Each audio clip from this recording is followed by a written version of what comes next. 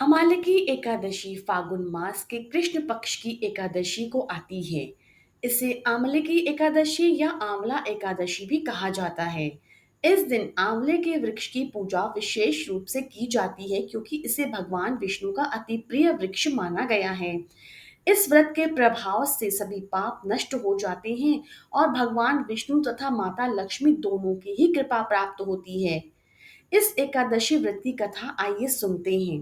प्राचीन काल में व्रतव्रती, धर्मपरायण और सत्यप्रिय राजा चित्ररथ नामक एक राजा राज्य करते थे। उनके राज्य में प्रजा अत्यंत सुखी, धर्मनिष्ठ और भगवान विष्णु की भक्ति में लीन थी।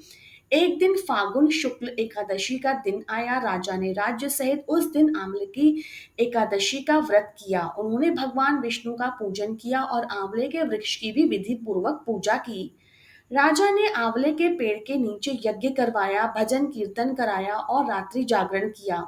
उस रात्रि को वहां एक राक्षस आया और यज्ञ को बिगाड़ने लगा।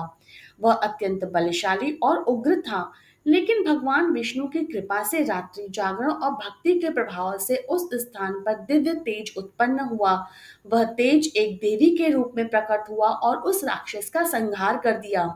राजा और सभी लोग अचंभित हो गए और उन्होंने रात्रि के प्रभाव को महसूस किया। तभी आकाशवाणी हुई, हे राजन, यह तेज अम्ल की एकादशी व्रत का फल है। इस व्रत के प्रभाव से राक्षस का नाश हुआ और तुम्हारे राज्य की रक्षा हुई। जो इस व्रत को श्रद्धा से करेगा उसे समस्त पापों से मुक्ति मिलेगी और वह विष्णु लोक को प्राप्त होगा। राजा चित्ररथ ने भाव विभोर होकर भगवान विष्णु और आंवले के वृक्ष की स्तुति की। तभी से यह एकादशी अत्यंत पुण्यदायक मानी जाती है। आंवले की एकादशी व्रत करने के क्या लाभ हैं, आइए जानते हैं। भगवान विष्णु और माता लक्ष्मी दोनों की ही कृपा मिलती है। पापों से मुक्ति और पुण्य की प्राप्ति होती है। आरोग्य, दीर्घायु और समृद्धि का वरदान प्राप्त होता है।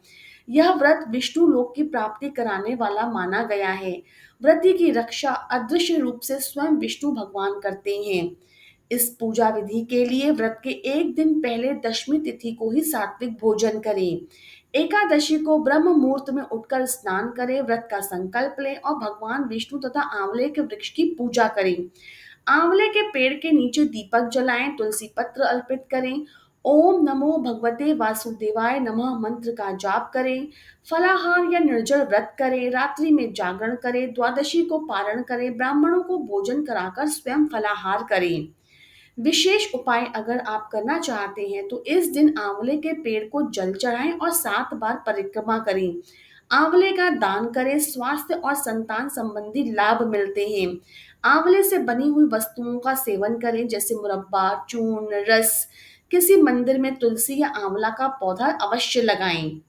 इस एकादशी से भगवान विष्णु की आराधना से के साथ साथ प्रकृति के साथ जुड़ने और औषधीय पौधों का सम्मान करने का भी पर्व है। इस दिन का व्रत मन, शरीर और आत्मा तीनों की शुद्धि करता है और भक्त को धर्म, अर्थ और काम मोक्ष चारों फलों की प्राप्ति करता है।